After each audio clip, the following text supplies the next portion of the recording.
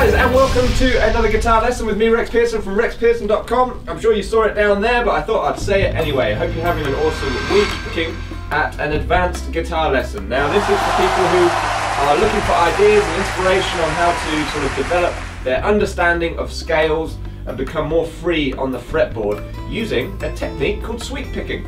And it's not really a method that's used very often.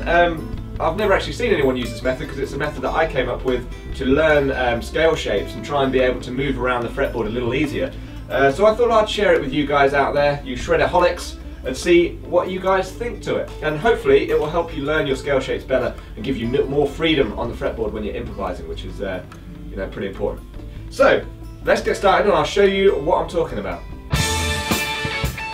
So all the shapes that I'm going to be showing you are going to be based around natural minor, because we all know natural minor in A is the one that we all know. So hopefully you know your 7 positions within that, because this is an advanced guitar lessons. If you don't, well worth learning at least the 7 positions across all 6 strings so that you can play them reasonably smoothly and visualize the notes. Now we're going to be using a sweep picking technique. Now let me show you the pattern that I'm going to be using and how we can use this to develop our understanding of the scale. Okay, so the first time we're doing this, we're going to start on the 5th fret here on the G string. Now there's a little hammer on and pull off pattern and a slide. So get that under your fingers. Then we start the sweep. It's a 3-note sweep. Then we're going to pull off from that sweep and come back down to the first note. So the full pattern. And then it will repeat from there.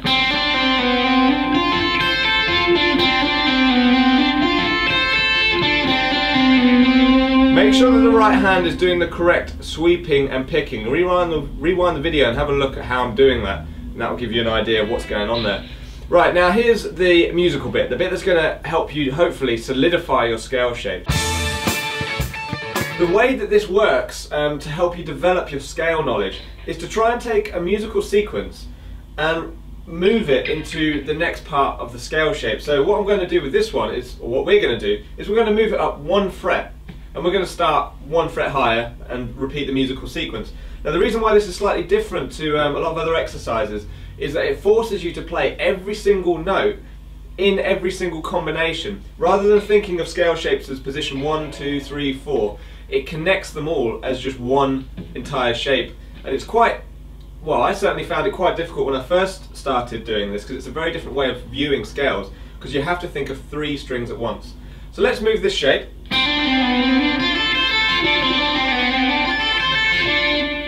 We're going to move it up 1 fret.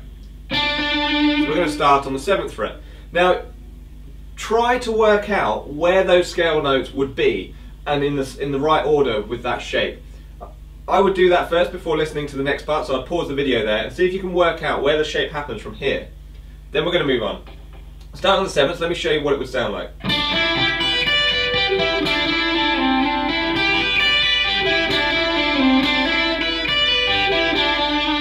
That's what the second shape would sound like, because everything else has been relatively moved in the same direction. Everything's relative to each other, so you're not going to have something that's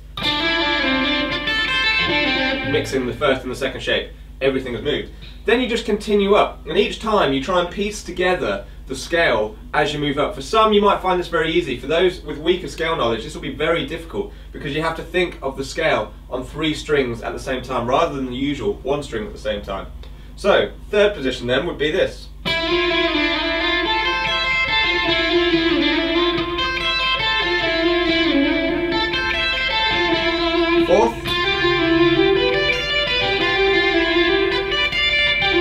5th. 6th.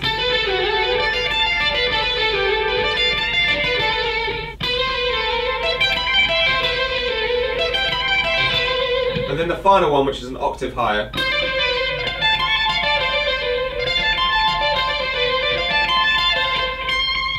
And at the end there I finish it with a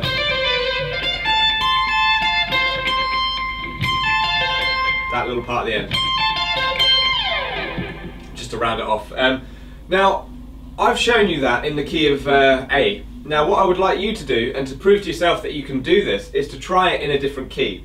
So I would suggest trying it in C minor. Start with the very first shape and get that under your fingers, and then try to visualize the scale shape as you move up. As you move up the neck through each position. Try not to think of it as shape 1, shape 2, shape 3. Try and think of it as a musical sequence that you're moving up one note at a time in the scale shape, and it will really help, or it's helped me massively, understand the connection between all the scales, and gets you thinking on a deeper level when you're improvising, because you'll be able to visualize the scales, and you might come up with a musical sequence that you can then move up a note, down a note. You might take the first one, for example, then I'll go to the next position and I'll skip one, then I'll come back down, then up. So I'll just play it to you at sort of a normal speed that I would play that riff at, and you can hear how it sounds as it moves up the fretboard. But I would encourage you to try your own riffs, try your own ideas, and see where this takes you. Here we go.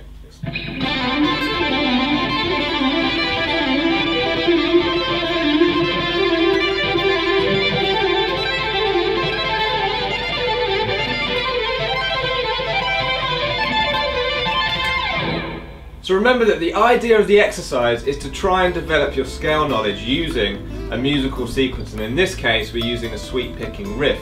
You can apply that technique to anything, remember, and it's a great way of improving your ability to learn the fretboard, and the ultimate goal obviously is to be able to improvise without needing to think so much about the scale shapes, but think more about what you're playing and the musical sequences that you're creating.